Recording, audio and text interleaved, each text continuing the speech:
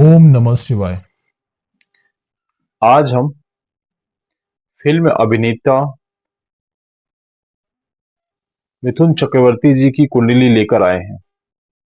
इनका जन्म 16 जून 1950 में हुआ कलकत्ता में।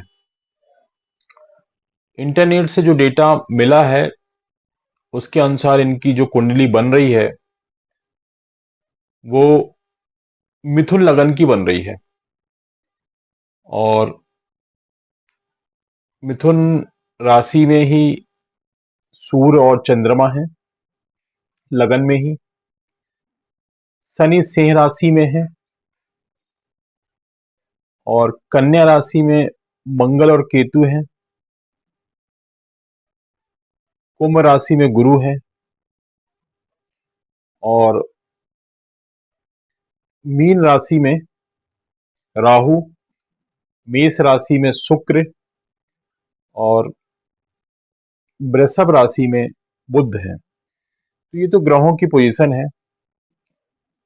और इनकी जो राशि भी मिथुन है, चंद्र राशि भी मिथुन है, सूर्य राशि भी मिथुन है और लगन भी मिथुन है। तीनों का कॉम्बिनेशन है। तो कहीं ना कहीं ये राजनीति में भी इन्वॉल्व हुए। अब देखिए, इनकी कुंडली में ऐसा खास क्या योग है, मैं उसमें आता हूं। तो देखिए, जब कुंडली स्टार्ट हो रही है, कर्मेश गुरु है जहां राहु बैठे हुए हैं और कर्म भाव के जो स्वामी हैं, मीन राशि में कर्म भाव के जो स्वामी गुरु जो है ये भाग्य स्थान में बैठे हैं नवम भाव में। तो कर्माधिपति योग बन गया, नौवें का और 10वें का संबंध। तो कर्मेश चले गए नवम भाव में। अब जहां पे गुरु बैठे हैं कुंभ राशि में, उसके स्वामी शनि पराक्रम भाव में बैठे हैं सिंह राशि में, अपने सातवीं दृष्टि से कुंभ राशि को देख भी रहे हैं। तो यहां पे पराक्रम से भाग्य साथ दे रहा, भाग्य से कर्म साथ दे रहा। और सूर्य, जो पराक्रम भाव के स्वामी है सूर्य, वो इनके लगन में ही सूर्य बैठे हुए हैं। तो व्यक्तित्व से पराक्रम इनका। और फिर जहां पे सूर्य बैठे हैं वहां पे मिथुन राशि है। मिथुन राशि के स्वामी बुध हैं, जो कि व्यय भाव में बैठे हैं, खर्च भाव में बैठे हैं, विदेश भाव में बैठे हैं। तो व्यक्तित्व जो है के कारण जो है, व्यय के कारण जो है इनका व्यक्तित्व बन रहा है, कर्म के कारण व्यक्तित्व बन रहा है, खर्च हो रहा है। और जहां पे बुध बैठे हुए हैं उस भाव के स्वामी शुक्र हैं, जो कि लाभ भाव में बैठे हुए हैं। अब इनको लाभ भी प्राप्त होता है। लाभ भाव के स्वामी मंगल चतुर्थ भाव में बैठे हुए हैं और अपनी आठवीं दृष्टि से अपने घर को देख भी रहे हैं।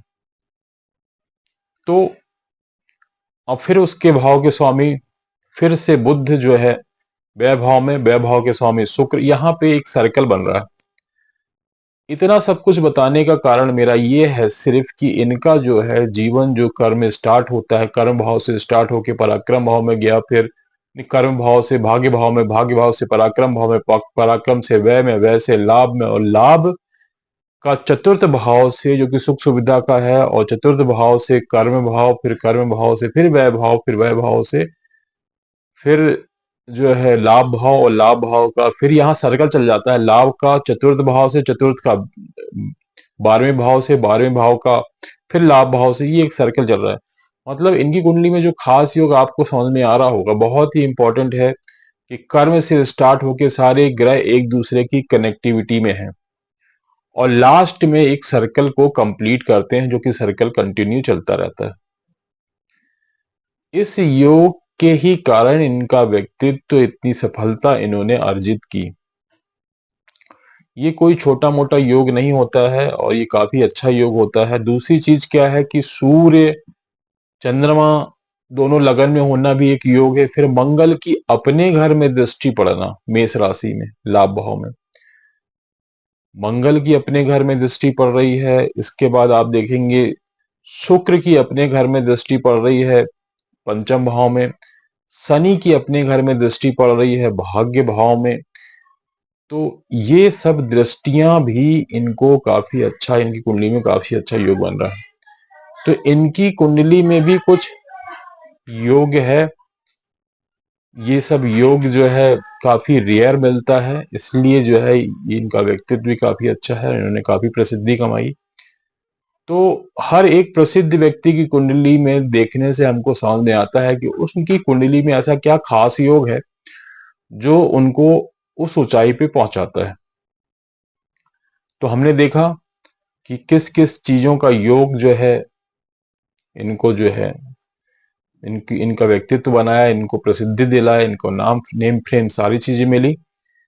तो दोस्तों ऐसा योग आपकी कुंडली में भी हो सकता है। इसके लिए मुझे आप date of birth, birth time, birth place send करें। मैं आपको की कुंडली का एनालिसिस कर सकता हूं। मेरा नंबर स्क्रीन में दिया हुआ है, आप उससे संपर्क कर सकते हैं। तब तक के लिए दोस्तों बहुत बहुत धन्यवाद। नमस्कार।